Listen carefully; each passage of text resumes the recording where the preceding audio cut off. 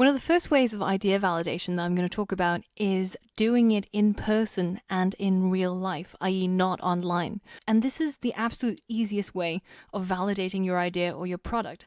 And it's basically just talking to somebody about it. Now, the important thing is that you have to get good feedback and you have to listen to that feedback. You have to find somebody in your life who is not afraid of telling you that your idea is absolutely crap. Of course, they can be wrong. You have those people who just tell you that you're no good at anything. But there are also people who will give you balanced, critical opinions. And those are the most valuable people you can find.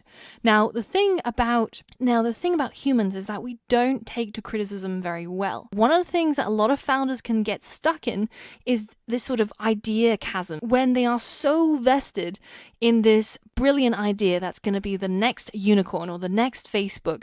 They cannot accept any sort of criticism. And I've seen this so often when people come to me for advice on their idea or the company that they're starting. Now, I often try to give a balanced feedback. If there's something that's really glaringly obvious that makes their idea completely unfeasible, I will tell them about it. And you see the way that different people react to that kind of feedback. Some people will argue back and say, yeah, but there's this and that, which is good. That means they're thinking about it. But then there's other people who will just completely not accept any sort of criticism of their idea. And this is what you must guard against.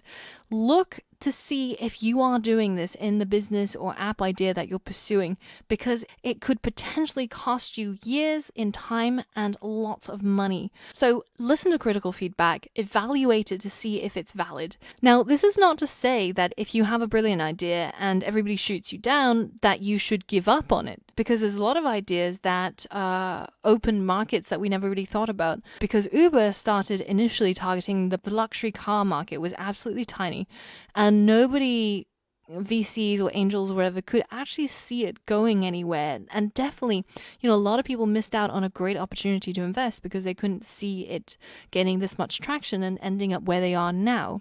And similarly with Airbnb, there were a lot of people who were like, why would you want strangers in your house? Surely they're just going to rape and murder you. This is totally never going to turn out well.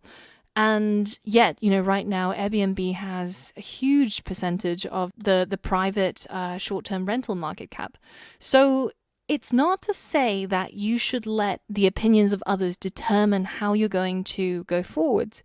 But it's important to absorb some of the criticisms so that it can guide your decision making, or that you can address it when you do launch. So don't be stuck in your own idea chasm. Listen to people's feedback and opinions. So this is essentially a boiled down approach of how you can go about doing this from today, essentially, if you already have an idea. So it's called the Starbucks approach, and it's basically where you just walk into Starbucks and chat to a stranger. So find somebody who's sitting alone at a table and either offer to buy them a muffin or offer to buy them a coffee, and you ask them about your brother's app idea or your brother's startup idea. And this is very important, because if you tell a stranger or even somebody that you have this great idea, people don't tend to want to disappoint other people. They will refrain from giving, the harshest of criticisms because they care about how you feel. And as humans, we are all kind of empathetic in that way. So by saying that it's your friend or your brother's idea and you're just doing a little bit of, market validation, then it removes them having to be nice about it. And you don't want them to just tell you, yeah, it's great, well done. That's not what you want at all. You want them to identify all of the things that could go wrong with your idea and to bring your attention to things that you haven't really thought about. And step 3 is, of course, asking them, what do they think about this idea? Do they think it's going to work? If not, why? If yes, why? Etc. Now, this approach is going to cost you maximum £10 or $15. So for the price of 2 coffees and maybe 30 minutes of your time, you could potentially be saving yourself months of hard work, of toil, and a lot of investment of your resources that will go down the drain because of something that, you haven't thought about, or because it was actually a terrible idea to begin with. So whenever I tell people this, there's always somebody who will ask me, should I ask them for an NDA, which is a non-disclosure agreement? And it's essentially a sort of loosely legal binding document that prohibits the person from sharing details of your idea with anybody else. And my answer is always emphatically no. And the reason for that is because if you've ever built a company, if you've ever built anything worthwhile, you know that it takes so much more than just the idea.